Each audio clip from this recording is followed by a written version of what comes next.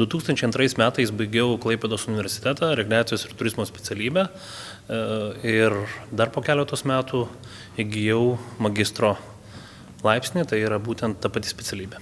Žinot, studijose negalvojau apie politiką išvis, tai buvo spontaniškas dalykas, aišku, esu augęs ir gimęs Palangoje, tai man turizmo verslas visada nebuvo svetimas, kadangi turbūt vietiniai gyventojai jau nuo mažumės leisdavom poilsiautojus ir turėdavom pajamas kiekviena šeima ir tai nebuvo svetima. Vėliau dirbau viešbutyje ir taip gimė mano noras baigti mokslus būtent turizmo srityje.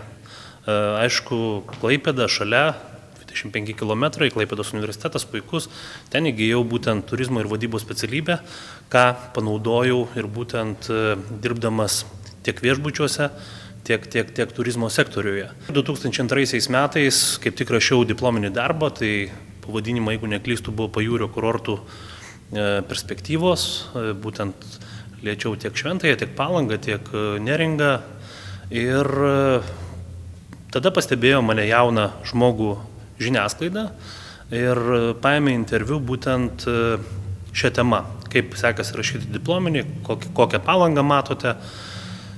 Ir po šito straipsnio mane pakvietė dalyvauti politikoje kaip jauną žmogų, kaip tik tais metais vyko rinkimai į savivaldybės, man tada buvo 25 metai ir aš sutikau dalyvauti rinkimuose, nes man visada skaudėjo širdį už Palangą, kad mūsų kurortas turi klestėti, turi ta prasme būti tarptautinio lygio, kad čia būtų paslaugos aukštos. Ir tada buvau išrinktas pirmą kartą, 25 metų, į Palangos miesto savivaldybės tarybą.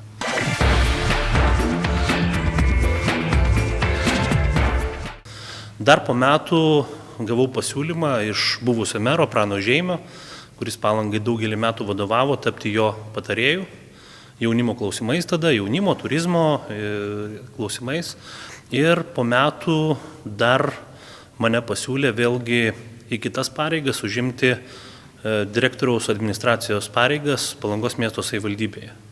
Na tada, kaip jaunas žmogus, iš tikrųjų atsakomybė didžiulė, dar labai galvojau, ar man verta neturinčiam patirties, neturinčiam, ta prasme, politinės patirties, neturinčiam administracijos patirties, ar verta eiti tokį svarbų atsakingą, svarbiausia atsakingą postą, bet aišku, kolegos, tarybos nariai, matydami turbūt kaip jauną žmogų, na, iš tikrųjų sako, eik, tikrai jaunas žmogus esi ir bandykim pakeisti tą Palangą visi kartu.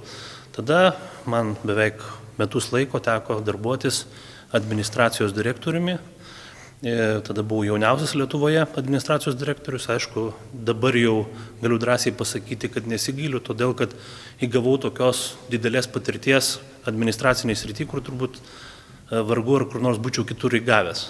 Na, vėliau, šiandien jau šiemet yra 3 kadencija, kada esu tarybos narys, na ir taip jau susiklostė, kad 3 metus nuo 2011 metų balandžio 14 dienos buvau paskirtas į mero pareigas. Tos idėjos, tos mintis, tie užmojai, jie ne tik tai, sakykime, jam pačiam yra svarbu, bet ir aplinkiniam.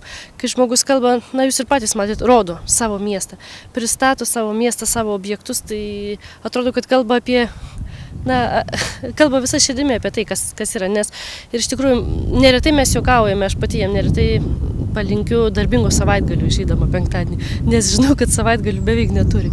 Na, žinote, viską reikia dirbti iš širdies. Tai tikslas yra bet koks pasiekiamas. Reikia norėti, reikia dirbti ties to klausimu ir viską daryti iš širdies. Čia yra pagrindinė formulė gyvenime, tiek karjeroj, tiek darbe, tiek žmogiškose santykiuose yra, kaip tu pats elgsiesi, ar būsi žmoniškas, ar būsi nuoširdus, ar norėsi tikslą pasiekti nuoširdžiai. Tai čia yra pagrindinė formulė, ką reikia gyvenime pasiekti. Palinkėčiau nevažiuoti iš Lietuvos, palinkėčiau dirbti čia, Pajūrio kurortuose, ne tik Pajūrio, bet ir kitų Lietuvoje ir nuostabių kurortų. Taip pat tikrai šitas sektorius, turizmo sektorius turi didžiulę perspektyvą ir žmonės dirbantis tiek aptarnavimo srityje, tiek vadovais, mes galim daug ką pasiekti, nes esame ES šalis ir daug kas nėra dar padaryta. Tai linkiu pasirinkti šią specialybę ir tikrai ateiti dirbti į Palangą. Reikia jaunų žmonių, reikia naujų idėjų. Palinkėčiau, kad ir toliau gražintų Palangą, neužmirštų palangiškių irgi palaikytų.